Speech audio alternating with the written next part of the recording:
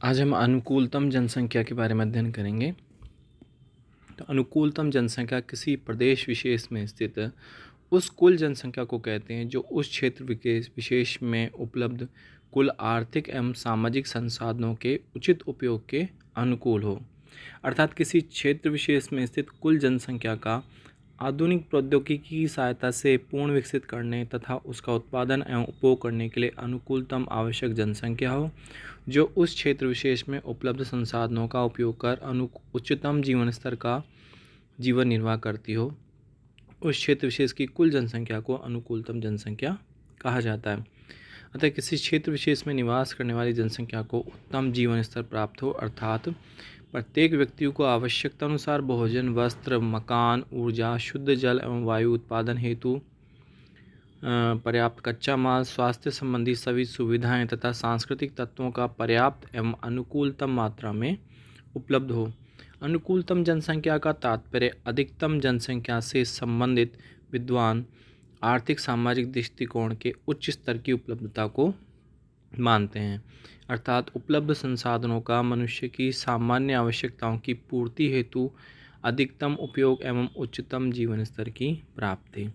अब देखिए, जो अनुकूलतम जनसंख्या की परिभाषाएं हैं, अलग अलग विद्वानों ने क्या क्या परिभाषाएं दी हैं उसका अध्ययन करेंगे। तो अनुकूलतम जनसंख्या के लिए ऑप्टिमम पॉपुलेशन शब्द का प्रयोग सर्वप्रथम कैंटिलोन ने किया। कैंटिलोन ने कहा था कि किसी क्षेत्र विशेष में उपलब्ध दशाओं के अंतर्गत व्यक्तियों की उस संख्या को अनुकूलतम जनसंख्या कहते हैं जो कि उच्चतम जीवन स्तर कायम रखने में समर्थ हो। डाल्टन ने कहा कि अनुकूलतम जनसंख्या वह है जो प्रति व्यक्ति अधिकतम आय देती है। इस प्रकार से विभिन्न विद्वानों ने अलग अलग परिभाषाएं इसके बारे में दी हैं। कार्ल साउंडर्स ने कहा अनुकूलतम जनसंख्या वह है जो अधिकतम कल्याण उत्पन्न करती है। तो जो विभिन्न विद्वानों द्वारा दी गई जो परिभाषाएं हैं उनसे जो निष्कर्ष निकला वो क्या निष्कर्ष निकला कि अनुकूलतम जनसंख्या वह जनसंख्या है जो उस क्षेत्र विशेष में निर्वासित व्यक्तियों की आय अधिकतम हो, उच्च आर्थिक विकास हो एवं उच्चतम जीवन स्तर प्राप्त हो। देखिए, उच्चतम अनुकूलतम जनसंख्या के निर्धारण के मापदंड। तो किसी क्षेत्र विशेष में निर्वाचित जनसंख्या अनुकूलतम है या नहीं, इसका आकलन निम्नांकित मापदंडों की सहायता से किया जा सकता है। सकल राष्ट्रीय उत्पाद, पूर्ण रोजगार, उच्चतम जीवन स्तर, संसाधनों का पूर्ण उपयोग, जनांकीय संरचना और प्रदूषण रहित विकास। तो देखिए, सकल राष्ट्रीय उत्पाद, किसी क्षेत्र विशेष के कुल उत्पादन का आकलन सकल राष्ट्रीय उत्पाद कहलाता है। सकल राष्ट्रीय उत्पाद का उच्च स्तर अनुकूलतम जनसंख्या का परिचायक माना जाता है, लेकिन क्षेत्र विशेष में निर्वासित जनसंख्या में व्यक्ति विशेष की प्रति व्यक्ति आय के अंतर का ज्ञान इसके द्वारा नहीं होता है।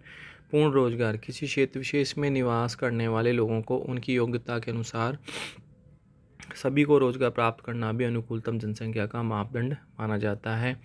उच्चतम जीवन स्तर, तीव्र आर्थिक विकास, उच्चतम आय एवं पूर्ण रोजगार प्राप्त क्षेत्र में सामाजिक एवं सांस्कृतिक जैविक आवश्यकताएं भी उच्च ही पाई जाती हैं। अतः उच्चतम जीवन स्तर की प्राप्ति उत्तम स्वास्थ्य एवं सभी सुविधाओं की पूर्ण व्यवस्था पर आधारित है। संसाधनों का पूर्ण उपयोग, अनुकूलतम जनसंख्या होने पर उपलब्ध संसाधनों का आधुनिक प्रौद्योगिकी की सहायता से पूर्ण उपयोग होता है। प्रौद्योगिकी विकास के साथ नवीन संसाधनों की जानकारी भी होती रहती है तथा उनका आवश्यकता अनुसार उपयोग होता रहता है। जनांकीय संरचना, अनुकूलतम जनसंख्या में आयु, लिंग आदि सभी संतुलित अवस्था में पाए जाते हैं। जन्म दर एवं मृत्यु दर में संतुलन पाया जाता है, जिसके कारण जनसंख्या वृद्धि भी बहुत कम एवं संतुलित रहती है। जनसंख्या लगभग स्थायी पाई जाती है। प्रदूषण रहित विकास, अनुकूलतम जनसंख्या युक्त क्षेत्र में जलवायु पर्यावरणीय प्रदूषण की मात्रा कम पाई जाती है। टेलर ने कहा कि अनुकूलतम जनसंख्या अधिकतम वह है जो पर्यावरण अथवा पोषण की कमी से व्यक्ति के स्वास्थ्य को क्षति पहुंचाए बिना ही अनिश्चित काल तक कायम रहे। अब देखेंगे हम जनसंख्या आधिक्य की अवधारणा।